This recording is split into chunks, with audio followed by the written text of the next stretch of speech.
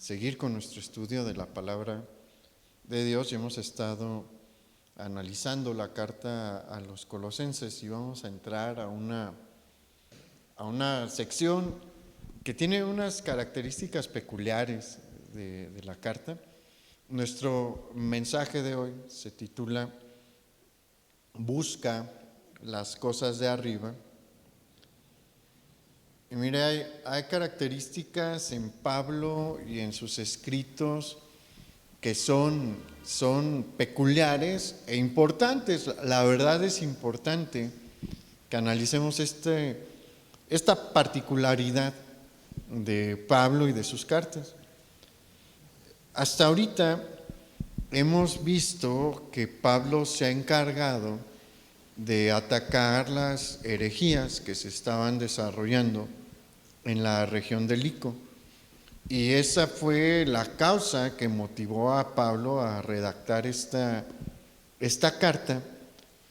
Y hay algo que debemos de tomar en cuenta en cuanto a Pablo. Muchos lo consideran a él como el teólogo más importante del cristianismo. Y ciertamente hay un argumento sobre eso, ¿no?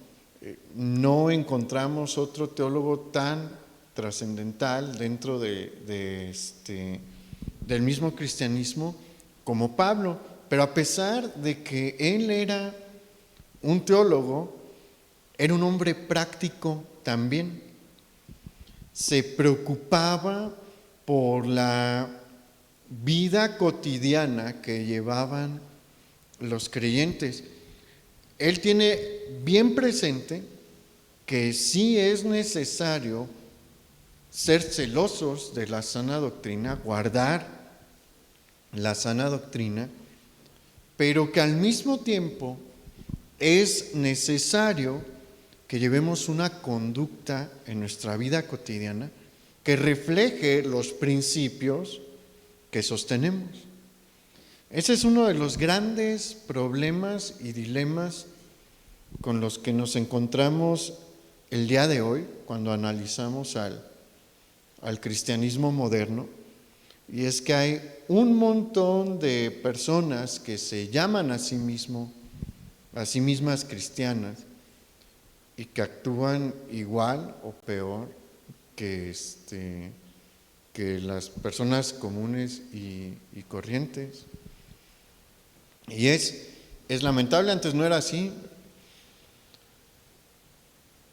No me aventuraría a dar una fecha para tomarla como punto de referencia en cuanto al quiebre, porque pues siempre ha habido malos cristianos, ¿no? Siempre ha habido personas que dicen ser cristianas y actúan de manera opuesta al cristianismo.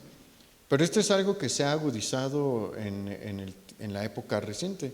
Si usted ve en el pasado, va a encontrar que hubo grupos pues de creyentes que se esforzaban verdaderamente por llevar una vida distinta a lo que el mundo en general realizaba y les dieron ciertos nombres. Por ejemplo, en Inglaterra se dio el movimiento de los puritanos y ellos no lo hacían por religiosidad, sino porque estaban convencidos de que era importante llevar una vida de acuerdo a los principios del Nuevo Testamento y a los mandamientos dados por Dios, y se esforzaban por hacerlo y resaltaban en medio de la sociedad, hasta en la manera en la que se vestían. Ellos no rechazaban la moda, consideraban que era algo muy superficial. Tenían 3 colores, se vestían de gris, café y de negro los domingos. No usaban el negro durante la semana porque consideraban que era un color muy elegante, entonces ese era exclusivo para el Señor. Los grupos cristianos que hubo en el sur de Suiza, en el sur oeste de Suiza, no que el chocolate fuera malo, pero se abstenían de comer chocolate, pues para cuidar sus cuerpos, eran muy disciplinados. A ellos se les enseñó que el creyente debe de entregar todas las cosas, por lo menos que le han sido prestadas, por lo menos en la misma condición en la que se les prestaron, pero si puede, debe de entregarlas en una mejor condición. Lo ideal es que entregue las cosas en una condición mejor que como se le entregaron, y pues se esforzaron por hacer eso. ¿Y por qué cree que tienen una infraestructura tan buena los suizos? Porque se les quedó en sus carreteras y en eso, porque se les quedó dentro de su cultura el buscar entregar las cosas mejor de cómo se les fueron prestadas, y se notó. Y así se notó en los Estados Unidos también cuando llegaron los puritanos ahí. El cristiano era evidente, el cristiano verdaderamente resplandecía. ¿Por qué? No porque decían que eran cristianos, sino por la manera en la que vivían. ¿Y sabe qué? Eso es lo que más va a impactar a las personas que están alrededor de usted. Y Pablo lo sabía. Pablo tenía bien presente que una persona que se comporta de acuerdo a lo establecido por los mandamientos del Señor va a resaltar y va a impactar el lugar donde se desenvuelve. ¿Por qué? Porque los mandamientos del Señor son opuestos a la manera en la que se desenvuelve el mundo en su día a día. Entonces, por eso es que Pablo, una vez que ya atacó los principios doctrinales falsos que se estaban queriendo meter en las iglesias de esta región del Lico, se va a detener y va a empezar a tocar puntos de la vida práctica. No va a desaprovechar la oportunidad. Dice, pues ya estoy escribiéndoles a ustedes, ¿no? Pues ahí les van las cosas prácticas también, porque su vida no es solamente teoría. La teoría es importante, sí, sumamente importante, pero la práctica es igual de importante también. No está una por encima de la otra, las dos tienen la misma importancia. Si usted, bueno, hay un detalle aquí. Si usted no tiene una buena teoría, va a tener una mala práctica. Eso es innegable e inevitable. Pero si usted tiene una buena teoría y una mala práctica, pues está mal.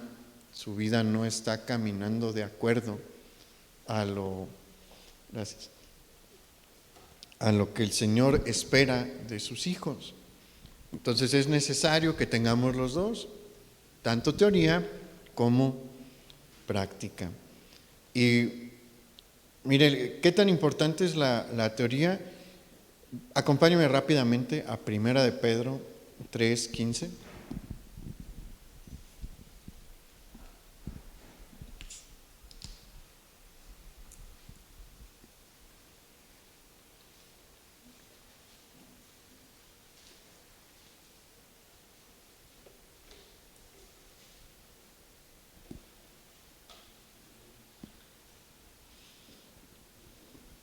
Aquí el apóstol Pedro nos va a establecer la medida en la que el Señor quiere que nosotros conozcamos las verdades doctrinales.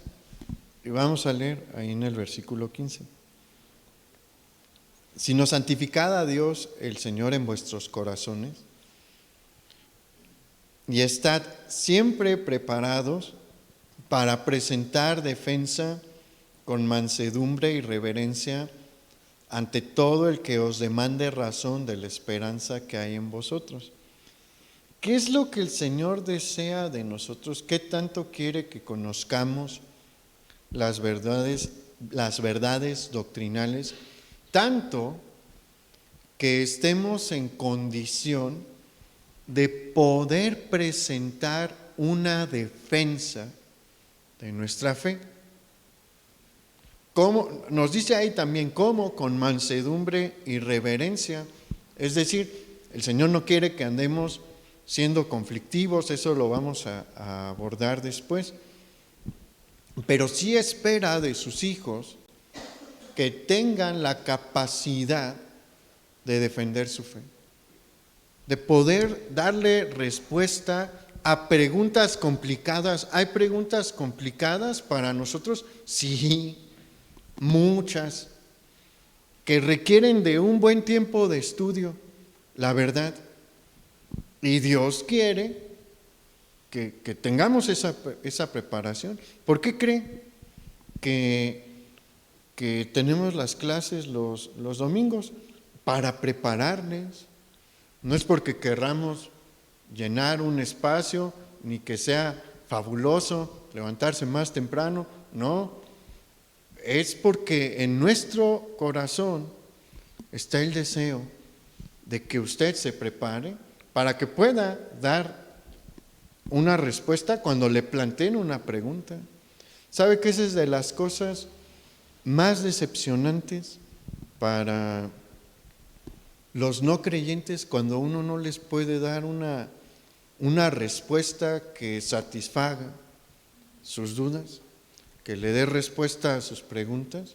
Es sumamente decepcionante, y más porque de alguna manera seguimos teniendo una reputación como cristianos en general de conocer más la Biblia. Me acuerdo mucho que un profesor en la universidad, cuando yo estaba en la licenciatura, nos dijo públicamente que él había tenido contacto con cristianos y reconocía que conocían bastante la Biblia. En la percepción popular, eso es lo que se cree de nosotros, pero lamentablemente, y obviamente no me da orgullo decirlo, la verdad es que muchos cristianos hoy no conocen nada de la Biblia, nada, y llevan algunos décadas. Por eso, pues es importante la teoría. Yo doy una de las clases en las que se habla sobre los fundamentos de la fe. A mis alumnos les espera una sorpresa esta semana, que reanudamos clases. Pero, mire, no es algo que debamos de ignorar, y no debemos de hacerlo menos. Es sumamente importante. Pero la vida práctica también lo es. Si no tenemos una vida práctica, por más que usted sepa de la Biblia, no va a impactar a los demás. Es más, va a desanimar a los demás, porque dicen: tú sabes lo que debes de hacer y ve la vida que llevas. Eso hace que la gente perciba que el cristianismo no es genuino, y eso debería de darle pena a toda persona que tiene ese tipo de conducta, porque el cristianismo es una fe genuina. Lo que predicó Jesús es una vida genuina.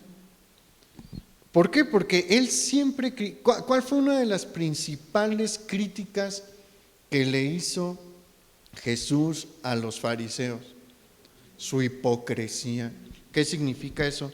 Que presentaban una cara cuando en realidad eran otra cosa. Lo que Jesús siempre ha deseado, lo que Dios siempre ha deseado para su iglesia, es que seamos genuinos, que reflejemos lo que predicamos, y que se despierte esa concepción es un insulto a Dios. Por eso es que la vida práctica es tan importante. Acompáñenme a Colosenses capítulo 3, versículo 1. Porque aquí es donde Pablo va a empezar a abordar estos puntos de la vida práctica. Y dice: si pues habéis resucitado con Cristo, buscad las cosas de arriba, donde está Cristo sentado a la diestra de Dios. Poned la mira en las cosas de arriba, no en las de la tierra. Aquí Pablo está siendo guiado por el Espíritu Santo para señalarnos que todo aquel que ha creído en Jesús como su Señor y su Salvador y que ha creído en su obra redentora, ha resucitado con Él. Aquí un detalle. Pablo no está haciendo referencia a una resurrección física. Esa va a venir después. Aquí Pablo está haciendo referencia a la resurrección espiritual que se vive y experimenta en el momento en el que recibimos la salvación que Jesús nos da. El bautismo es una representación, pues, gráfica, digámoslo así, de esa resurrección. Por eso en el tiempo del Nuevo Testamento se hacía simultáneamente. Generalmente la persona cuando se convertía inmediatamente se bautizaba después tenía varios fines, ¿no? Pero eso era algo gráfico que les podía permitir entender lo que estaba pasando, lo que había pasado en ese momento, porque nuestro espíritu pasa por ese proceso. Está muerto y es sepultado y sale a la vida. Eso pasa en nuestro espíritu y bueno, en el bautismo hay una representación de eso, ¿no? En este acto público. Y debido a que hemos resucitado, es decir, hay una vida nueva en nosotros, es que el Señor nos llama a poner nuestros ojos en las cosas de arriba, es decir, en las cosas celestiales, no en las cosas de la tierra. Y estas palabras del apóstol Pablo parecieran ser un eco de una enseñanza dada por Jesús. Acompáñenme a Mateo capítulo 6, versículo 19, por favor.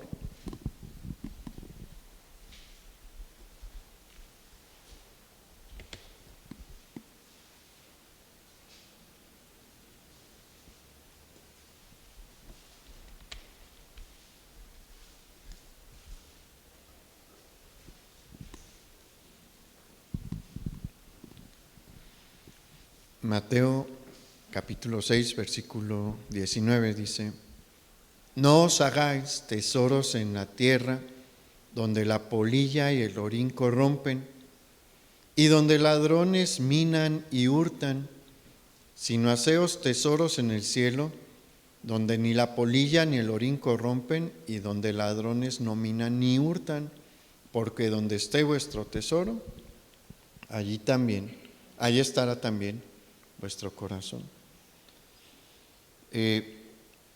Aquí Jesús nos está llamando a hacer a un lado nuestro común deseo y nuestro común enfoque por hacer y acumular bienes materiales. La realidad es que la mayoría de la humanidad está tras esta meta. La mayoría de las personas en el mundo, dentro de su lista de deseos está el tener algún tipo de bien. Tal vez no todos quieren ser Ricos, yo pienso que un gran número de la humanidad sí quisiera, pero todo el mundo desea ciertas cosas materiales. No es que esté mal, pero el problema es cuando eso se convierte en nuestro enfoque principal, porque como creyentes lo que deberíamos de hacer es procurar tener tesoros en el cielo. Y Jesús habla de algo muy práctico aquí, nada más que no nos gusta lo que está diciendo el Señor, porque el Señor nos está mencionando que todos los tesoros que podamos acaudalar aquí en la tierra son perecederos. De una u otra forma van a desaparecer, los vamos a perder. La más común es la muerte. Y hace poquito estaba leyendo algo relativo a eso. La muerte es la peor realidad ante la que se presenta el hombre. ¿Por qué? Porque es una realidad inevitable. Todos nos vamos a morir. Y en el momento en el que muramos, no nos llevamos nada. ¿Usted cree que es casualidad que eso le generó aflicción a Salomón? Él se dio cuenta de esta realidad al final de sus días y por eso dijo, esto no es más que vanidad y aflicción de espíritu, porque aparte dice que en Eclesiastés, ¿quién sabe quién se va a quedar con todo por lo que yo trabaje? Él dijo, no sé quién va a ser. ¿Sabe quién se quedó con la mayoría de lo que él acumuló? Un faraón, porque su hijo la regó feamente y Dios le envía aparte de la división del reino. Después Dios le manda a Faraón para que pelee con él y saquean Jerusalén. Entonces, cuando Salomón reflexiona sobre esto, dice, híjole, pues es que ni siquiera puedo estar seguro de quién va a quedarse con todo el oro que acumulé. Esa aflicción de espíritu. Y aunque tuviésemos cosas que se supone que pueden durar mucho tiempo, el tiempo va a pasar a través de ellos y los va a morder y destruir. Hace tiempo leí un artículo en una revista de historia sobre un tesoro vikingo que encontraron y una parte importante del tesoro era la espada, porque una espada valía como 10 vacas más o menos, o más, no me acuerdo, y bueno, una vaca costaba mucho, entonces tener una espada era de mucho valor. ¿Y cómo cree que estaba la espada? La espada tenía cerca de 1000 años, entre 800 y 1000 años, pues era un pedazo deforme de hierro, inútil, no se veía bonito ni nada. ¿Por qué? Porque el tiempo ya pasó. Por ahí todos los bienes materiales van a perecer, aunque sean de hierro, van a perecer con el paso de los años. Y Jesús nos dice, los tesoros celestiales, esos no perecen, esos no se degradan, esos no tienen ningún tipo de corrosión. Entonces, enfóquense en eso. Los tesoros celestiales que ustedes lleguen a obtener van a estar ahí en la eternidad, por siempre, con ustedes. Hay algo importante aquí. El que tengamos este llamado, nuestro enfoque principal es el de hacer tesoros en el cielo, no debe de llevarnos a un extremo en el que algunos han caído de descuidar el ámbito material. He oído a predicadores decirle a los muchachos, no estudien, no tiene sentido que estudien. No. Dios quiere que mientras estemos en esta tierra, quiere que mientras estemos aquí, que nos pongamos a trabajar. Dios no quiere a un pueblo de flojos que no tienen oficio, que no tienen beneficio. No, Él quiere que trabajemos, que nos esforcemos. ¿Se acuerda? Ese principio que le dije, que le enseñaron a los suizos, es un principio fundado en las Escrituras. Ahorita no me voy a poner a hablar sobre él, pero Dios sí espera que regresemos las cosas mejor que como las encontramos, mejor que como nos las dieron. Y para mejorar algo, ¿qué se ocupa? Trabajar. Para entregar algo en una condición mejor, ¿qué ocupamos hacer? Ocupamos trabajar. Dios quiere que trabajemos, pero que pongamos como primera prioridad sus cosas. Mire, muchos no se ponen a pensar que sí hay algo que usted se puede llevar a la eternidad de aquí. Hay una cosa que sí se puede llevar y debería de trabajarse mucho por eso, y es su familia. Si usted les comparte y se convierten, cuando usted se muera y ellos lleguen allá, se van a encontrar. Eso sí, si usted es papá, trabaje y esfuércese porque sus hijos se conviertan. Cuando usted se muera no se los va a llevar, pero van a estar ahí cuando llegue su tiempo de pasar a la eternidad. ¿Qué valdrá más? Hay padres de familia que dedican toda su vida a trabajar para darle todo a sus hijos y darle el carro que ellos no pudieron tener, la casa que ellos no pudieron tener cuando se graduaron de la universidad, la ropa que ellos no tuvieron, y descuidan a sus hijos. La mayoría de los niños que viven esta situación acaban terriblemente mal. ¿Por qué? Porque no tienen el afecto de sus papás y lo van a buscar en otro lado, y el diablo les va a poner un montón de opciones que seguramente van a agarrar, y por eso acaban en las drogas o en la cárcel o embarazando a la novia en la adolescencia y cosas peores. Tuvieron todo lo material, pero se perdieron los muchachos. ¿Qué valdrá más la pena, eso o que ellos estén en el reino de los cielos cuando les toque partir? Los beneficios que puedan tener aquí van a durar máximo 80 años, 90 años si quiere. Sería muy raro que duren 100. A la eternidad nunca acaba. Vale más la pena trabajar por aquello que va a estar en la eternidad que por aquello que va a estar aquí por un periodo de tiempo muy corto.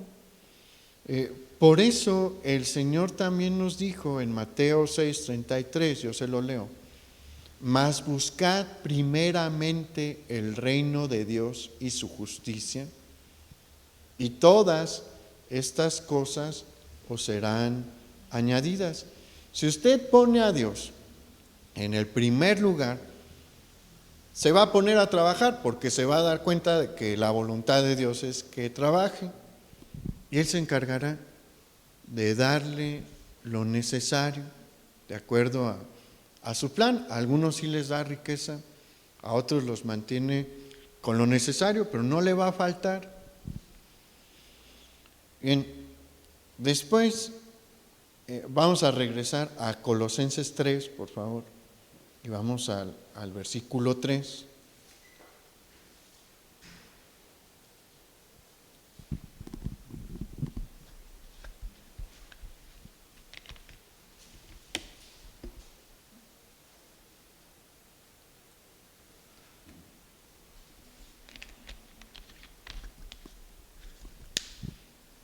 Colosenses 3:3 dice: porque habéis muerto y vuestra vida está escondida con Cristo en Dios.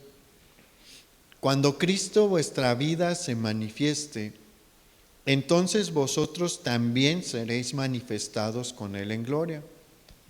Haced morir pues lo terrenal en vosotros: fornicación, impureza, pasiones desordenadas, malos deseos y avaricia, que es idolatría, cosas por las cuales la ira de Dios viene sobre los hijos de desobediencia, en las cuales vosotros también anduvisteis en otro tiempo cuando vivíais en ellas.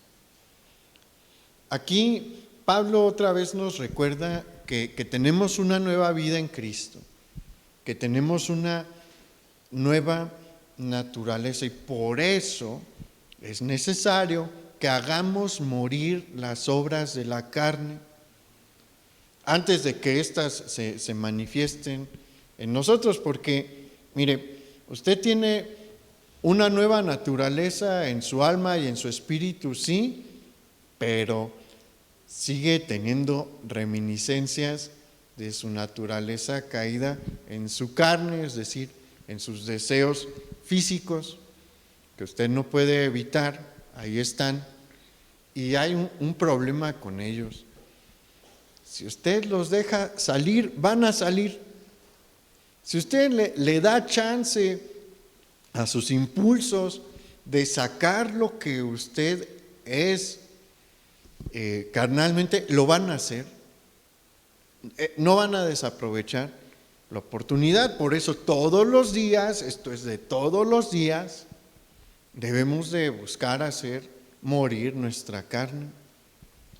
Y Pablo va a hacer un listado de conductas que Dios rechaza, de las cuales participamos y de las cuales el mundo participa activamente. Y vamos a ver cuáles son estas conductas, y las podemos agrupar. El primer grupo son las siguientes: fornicación, impureza y pasiones desordenadas. Este grupo hace referencia a todos los pecados sexuales, contemplando el adulterio, el tener relaciones sexuales antes del matrimonio, la pornografía, la masturbación, el incesto, la violación, el bestialismo, el lesbianismo, la homosexualidad, la prostitución y demás. La lista es muy larga. El Señor quiere que nos alejemos de estas conductas, y este es uno de los puntos más sensibles para la humanidad en general. El área sexual es de las áreas que más trabajo le cuesta dominar y refrenar al ser humano. Es de las más complicadas, y la enseñanza que viene con el judeocristianismo, porque estos principios no son nuevos, ya estaban en la ley de Moisés, ya estaban en lo establecido en el Antiguo Testamento, son un choque para el mundo pagano y para el mundo actual. En el mundo pagano había una enorme liberalidad sexual. Si usted se pone a leer mitología griega que no sea adaptada para niños, porque a ellos se las pintan pues bien bonita y todo, pero los textos míticos pues parecen películas pornográficas, la verdad, se comportan de una manera increíblemente depravada los dioses griegos, y no nada más ellos, la mitología que guste checar va a encontrar que la inmoralidad sexual es parte íntegra de los dioses de la antigüedad. Y bueno, eso se refleja también en la vida de varias civilizaciones. Los griegos eran increíblemente licenciosos en el área sexual, los romanos también. Hay frases tan horrendas en la cultura grecolatina en cuanto a su moralidad sexual. Ellos decían que los dos, los griegos y los romanos, que la esposa era para tener hijos, no para el placer, que si querías placer, pues lo fueras a buscar en los burdeles, porque ya había burdeles, o con un amante, o así, y estaba permitido, estaba bien visto, y bueno, viene el cristianismo y hay un choque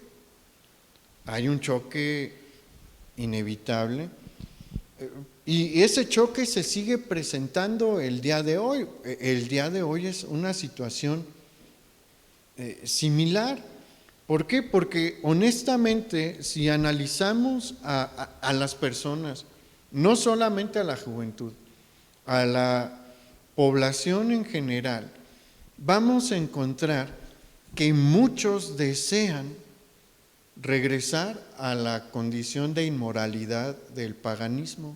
¿Sabe por qué se detuvo esta vida tan depravada de en medio de la humanidad? Por el cristianismo.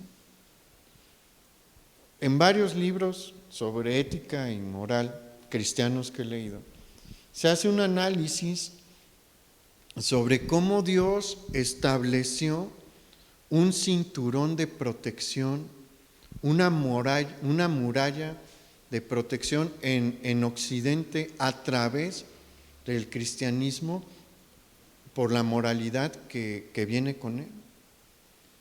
Y uno de los énfasis fuertes del cristianismo es la moralidad sexual.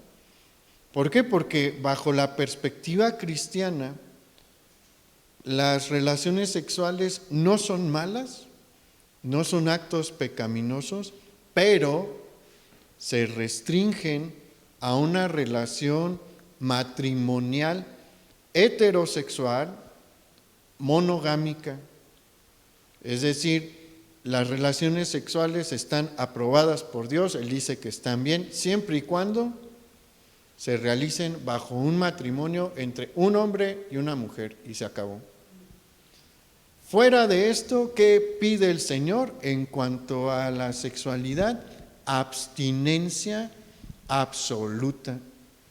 Y hago un énfasis aquí, es absoluta la abstinencia que Dios pide de su pueblo.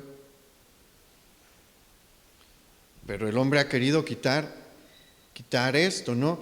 Hasta hace poco esto seguía vigente aquí en nuestro país, pero cuando viene la revolución sexual que inicia en Europa, el Estado empieza a decir, les vamos a dar clases de educación sexual a sus hijos en las escuelas, y los papás, yo no entiendo por qué, dicen, pues, ok, está bien, órale, Estado, haz tu trabajo. Ese no es su trabajo. ¿Quiénes les hablaban sobre sexualidad a las nuevas generaciones en el pasado? Los papás. Ellos les hablaban sobre cómo era el proceso de reproducción. ¿Quién lo hace hoy? La verdad, ¿quién lo hace hoy? La escuela. ¿Cuál ha sido el resultado? Vea las estadísticas de embarazos adolescentes en el estado, no se vaya lejos, en el estado de Michoacán. Se va a sorprender de las cifras que hay. ¿Por qué? Porque el Estado, ¿usted cree que el Estado les enseña absténganse?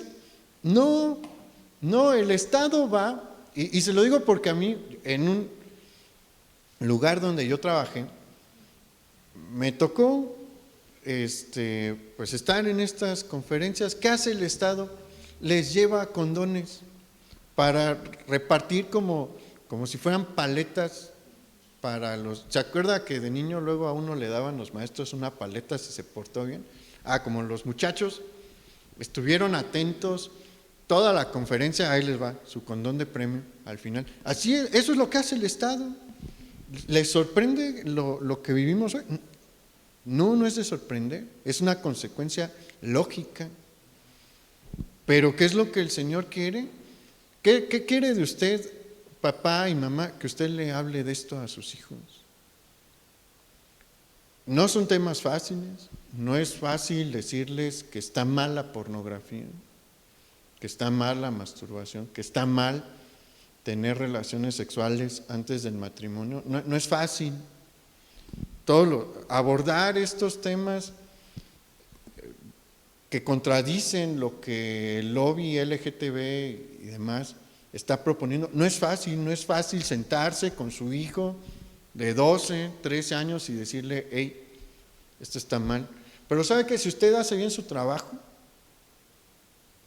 va a tener mayor impacto que lo que le puedan enseñar en la escuela o en una conferencia, si usted verdaderamente es un buen papá, si usted verdaderamente es una buena mamá. ¿Por qué? Porque un hijo siempre le va a dar más valor a las palabras de sus padres, si son buenos padres, que a lo que le diga un profesor o un desconocido que se para en un estrado a dar una conferencia, aunque tengan los grados académicos que tengan.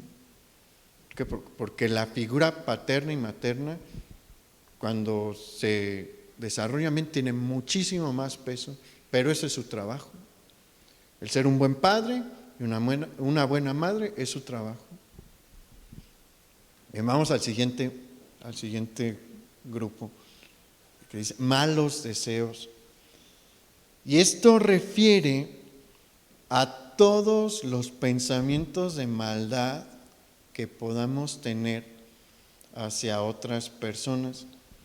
Y aquí el Señor Jesús fue muy claro en el Sermón del Monte. En el Sermón del Monte Jesús abordó este punto. Acompáñenme a Mateo 5:21.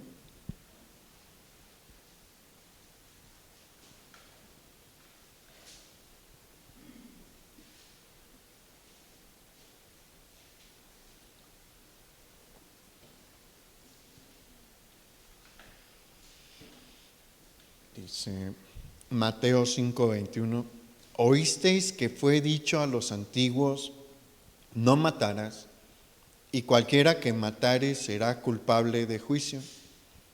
Pero yo os digo que cualquiera que se enoje contra su hermano será culpable de juicio, y cualquiera que diga necio a su hermano será culpable ante el concilio, y cualquiera que le diga fatuo quedará expuesto al infierno de fuego. Aquí Jesús está condenando no solo los homicidios que se realizan de manera física. La ley de Moisés fue muy clara en cuanto a su condena hacia el homicidio. ¿Se acuerda cuál era la sentencia? Vida por vida. Tú tomas la vida de alguien, el juez va a tomar tu vida también, porque es la restitución. Pero, y sí, Jesús está de acuerdo con lo reprobable que es el homicidio y con la sanción que establece la ley de Moisés, pero no solamente se refiere a este acto de tomar la vida físicamente de otra persona, sino que también se refiere a las muertes que se realizan mentalmente. Ahorita le explico a qué tipo de muertes son estas. Son situaciones en las que una persona le desea a otra la muerte. Puede dar una emoción así en un caso de ira extrema. Contrólese, porque si eso está en su corazón, Dios lo ve tan grave como un homicidio. Si en su mente le llega a desear la muerte a alguien o le dice con su boca que quisiera que te murieras o algo así, Dios lo ve con la misma gravedad que un homicidio. También se extiende esto a aquellos que en un enojo dicen: esta persona está muerta para mí. Alguien que dice: tú ya estás muerto para mí. Tal vez no lo dicen con sus palabras, pero sí lo piensan y empiezan a vivir así. ¿Se puede hacer? Sí. Personas que dicen: él ya está como si estuviera muerto para mí, y nunca le vuelven a hablar, nunca le vuelven a dirigir la palabra, aunque los busquen para pedirles perdón.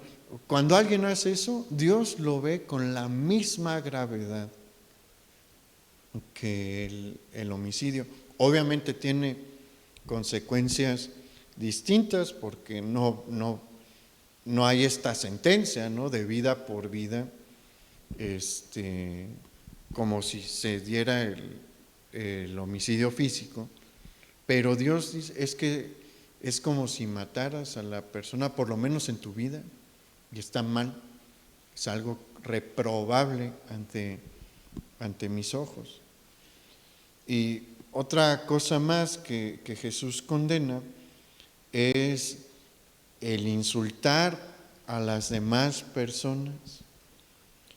Aquí Jesús utiliza como insultos las palabras necios, fatuos o insensatos, pero pues usted probablemente ni siquiera usa estas palabras en su vida cotidiana, ¿no? Sobre todo la de fatuo. No le ha dicho fatuo a alguien en su vida, ¿o sí? No. Pero pues hay muchas otras palabras actuales que debe de abstenerse de utilizar. Mire, ni siquiera les diga tontos, es mala esa palabra si se la dice a otra persona. Entonces no quiere que se refiera a usted a otra persona con este tipo de adjetivos. De ahí para arriba, porque el léxico mexicano para insultar es increíblemente amplio, no lo usen. Esas palabras deben de estar lejos de nuestra boca. Bien, y el tercer grupo es la avaricia, y ahí Pablo se extiende un poquito y nos dice que la avaricia es idolatría. La avaricia aquí refiere al amor por el dinero, de tal manera que desplaza al Señor o a la familia, pero sobre todo al Señor, ¿no? Y es uno de los ídolos más frecuentados y atendidos por la humanidad. Y en otra carta, en Primera de Timoteo, capítulo 6, versículo 10, Pablo habló un poco más sobre esto, diciéndonos: porque raíz de todos los males es el amor al dinero, el cual, codiciando algunos, se extraviaron de la fe y fueron traspasados de muchos dolores. El amor al dinero es uno de los principales males que ha aquejado a la humanidad a lo largo de su historia, pero no vamos a hacer un análisis del pasado. Vea a nuestro país hoy. En una clase que doy en mi trabajo secular, me toca hablar sobre pues algunos aspectos económicos y vemos a nuestro país. La mayoría de mis alumnos se sorprenden cuando descubren que México está dentro de las 20 economías más grandes del mundo. Todos oímos luego que que la reunión del G20, ¿no? Y no nos damos cuenta de que nosotros estamos ahí en el G20. México es una de las economías más grandes del mundo, de las más potentes del mundo, pero no vivimos como una de esas naciones, ¿verdad? Yo he tenido la oportunidad de visitar países que en el ranking mundial están abajo de nosotros y viven increíblemente mejor, pero mucho mejor.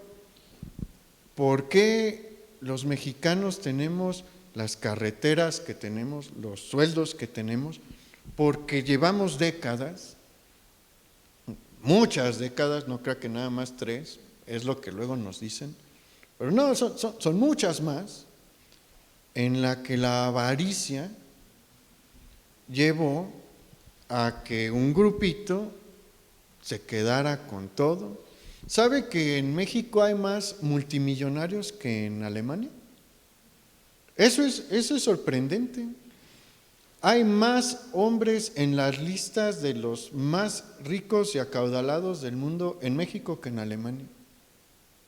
Pero los alemanes viven muchísimo mejor que nosotros. Tenemos estos problemas, ¿por qué? Por la avaricia. Pero ¿sabe qué es lo triste? Que en la iglesia se ha desarrollado eso también. Jesús claramente dijo en Mateo capítulo 6, versículo 24, refiriéndose a los creyentes: ninguno puede servir a 2 señores, porque o aborrecerá al uno y amará al otro, o estimará al uno y menospreciará al otro. No podéis servir a Dios y a las riquezas. No se puede. El problema es que tristemente muchos pastores han intentado servir a los dos.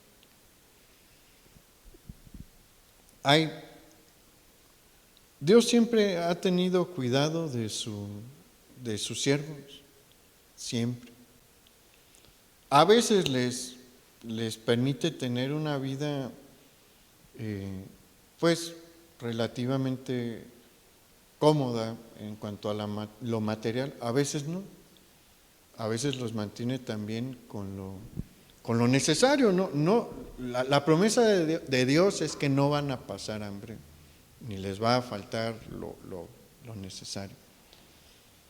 Y en esa situación Dios usó a muchos. Mira, hace poquito estaba leyendo la biografía, ahorita no recuerdo bien el nombre, pero uno de los grandes misioneros hacia los grupos indígenas del norte de Estados Unidos, era un jovencito en los 20. Dios lo mantuvo para tener económicamente para solventar todos sus viajes misioneros. No tenía lujos, pero pues tenía para pagar la renta del caballo o para comprar el agua necesaria para su hospedaje, y realizó su obra. Hubo a otros a los que los colocó en comunidades, pues digámoslo así, pudientes, pero hicieron la obra del Señor. ¿Sabe que las universidades de Yale y de Harvard eran universidades para pastores? Nacieron siendo universidades para pastores, y prosperaron en mucho tiempo haciendo su trabajo, haciendo su obra. Pero todo es de acuerdo al plan de Dios, al desarrollo del plan de Dios, y no se esforzaban por obtener esos recursos. Al que fue a predicarle a los indígenas, Dios le proveyó, Él se encargó. A los que se tuvieron que preparar para darle clase a las nuevas generaciones de pastores, Dios también proveyó. Él proveyó lo necesario para las instalaciones, sin necesidad de digámoslo así, ordeñar a las congregaciones. No se ocupó. ¿Por qué? Porque era la obra de Dios, Dios lo estaba haciendo. Y ellos no estaban buscando su propio beneficio. Pero vea hoy el abanico de predicadores que se jactan de la marca de su traje, del precio de su corbata, de su medio de transporte. Eso es una abominación al Señor. Por eso terminan desviándose tanto, porque cuando se ponen a querer servir a Dios y a las riquezas, siempre van a terminar sirviendo a las riquezas. Eso es lo que el patrón general. Entonces, por eso el apóstol Pablo nos advierte sobre la avaricia. En el momento en el que usted la deja entrar, lo va a jalar. ¿Está mal tener riquezas? No. Dios ha tenido siervos desde la Biblia con mucho dinero. Ve a Abraham, ve a Job. Job fue uno de los hombres más ricos de la época. Salomón, uno de los hombres más acaudalados de la historia. Sirvieron a Dios. Pero pues no es el énfasis. Dios sabe, si Dios lo quiere usar de esa manera, lo va a hacer. Si no, pues con menos también lo va a usar, para mucho. Mire, hubo tantos misioneros que se vinieron a la meseta purépecha. Yo me acuerdo del hijo de uno de ellos que mencionó en una ocasión que él tuvo unos zapatos nuevos, como hasta los 25 años, que le tocó ir a Estados Unidos. Mientras estuvo en la meseta purépecha, con pura sandalia, con puro guarache, y no fue infeliz. Sus papás tampoco fueron infelices. No había para zapatos nuevos, pero estaban haciendo la obra del Señor. En ningún momento dijeron, fue infeliz durante los 20 años que estuve sirviendo al Señor. ¿Por qué? Porque hacer el trabajo de Dios trae una alegría que no puede traer el dinero.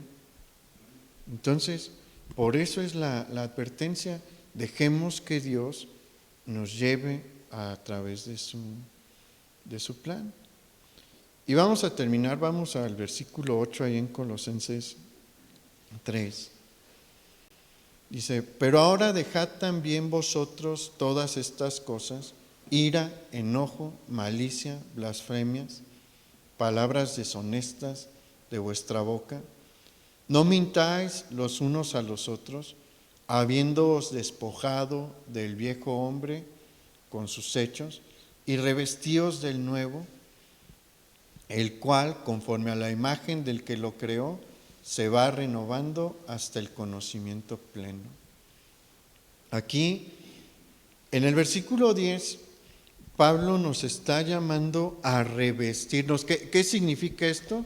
Trae la idea, este verbo que tenemos aquí, de una persona que llega con su ropa sucia y se la quita toda para ponerse una limpia. ¿Qué es lo que quiere que nos pongamos, que está limpio? La naturaleza de Jesús.